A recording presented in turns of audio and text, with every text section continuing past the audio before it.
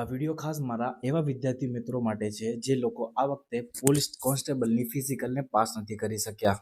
ઘણી વખત તમને એમ થતું હશે કે મેં આટલી મહેનત કરી છે છતાં પણ આ વખતે મારું સિલેક્શન શા માટે ના થયું.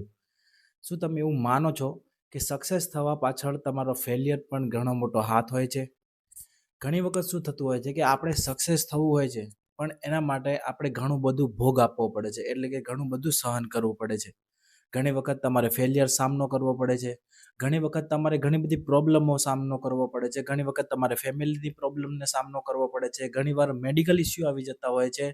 આ બધી પ્રોબ્લેમથી દૂર જઈને તમે જો આગળ વધવાની કોશિશ કરો ત્યારે જઈને તમને સક્સેસ મળે છે. ઘણી વખત ઘણા લોકો અહીંયા જ ગીવઅપ કરી દેતા હોય છે, એટલે કે એકવાર ફેલિયર થાય ને તે લોકો સમજે કે આ ફિલ્ડ મારી નથી, આ ફિલ્ડ મારા માટે નથી બની.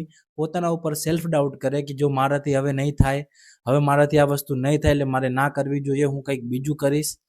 તમારે આ બધા સેલ્ફ ડાઉટને દૂર રાખીને પોતાની મહેનત ઉપર ફોકસ કરવું જોઈએ.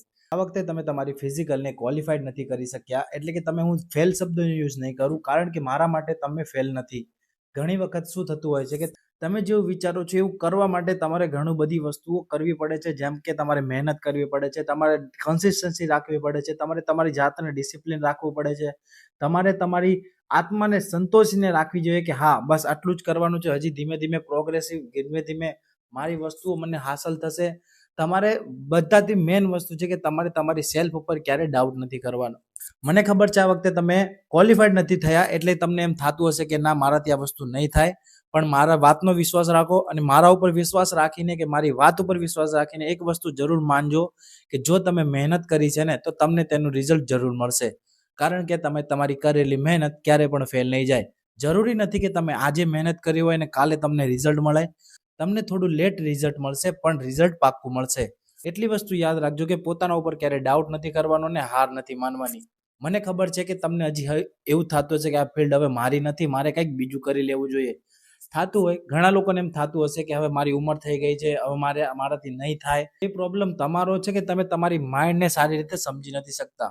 જો તમને ખાખી જ જોતી હોય ને તો એક વાર નહીં, બે વાર નહીં, તમે ગમે એટલી વાર ફેલ થાવ છતાં પણ તમારે પાસ થવા માટેની તમારી મહેનત ચાલુ રાખવી પડે. ને એવું નથી કે પાસ થવા માટે માત્ર ને માત્ર ગધેડા જેવી મહેનત કરો, પણ ના, તમારે એકદમ સ્માર્ટ વર્ક કરવું જોઈએ, જેની અંદર તમારું ફિઝિકલ, તમારું રિટર્ન અને તમે મેન્ટલી એમાં પ્રિપેર હોવા જોઈએ.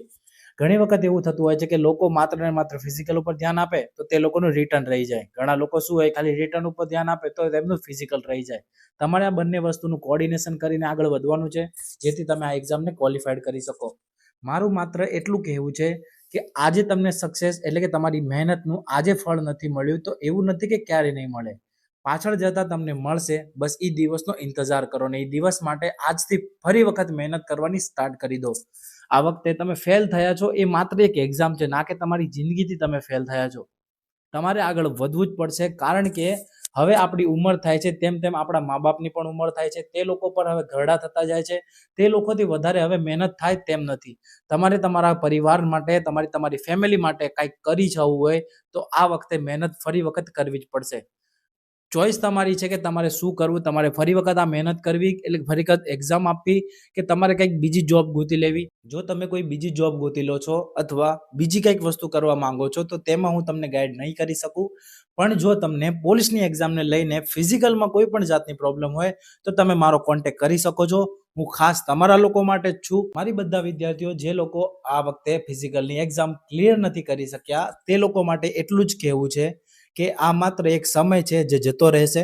તમારે તમારી જાતને પોઝિટિવ રાખો અને હવે નેક્સ્ટ સ્ટેપ શું કરવાનું છે તેના ઉપર ફોકસ રાખો. હવે રોવા ધોવાનો ફાયદો જરાય નથી, કારણ કે તમારે જેટલું રોવું હતું, જેટલું જે વસ્તુ કરવું હતું તમે બધું કરી લીધું છે. હવે માત્ર સમય છે તમારી જાતને ઉપર લાવવાનો, હવે માત્ર સમય છે તમારી સક્સેસ માટેનો, જેના માટે તમારે ઊભું થવું જ પડશે. આ જેટલી પણ વાત મેં તમને કરી એ માત્ર મારી એક ફિલિંગ હતી કે જે મારે તમારી સાથે શેર કરવી ખૂબ જ જરૂરી હતી. અહીંયા કામ મારું પૂરું નથી થતું, હવે મારી જિમ્મેદારી વધી જાય છે. જો તમે લોકો મારી સાથે જોડાવા માંગતા હોય તો તમે મારી ઇન્સ્ટાગ્રામ પર જઈને મને સીધો DM કરી શકો છો અને આઈ એમ રેડીનો મેસેજ કરશો એટલે હું સમજી જઈશ કે તમે હવે આપણી નેક્સ્ટ પ્રિપેરેશન માટે તમે રેડી છો.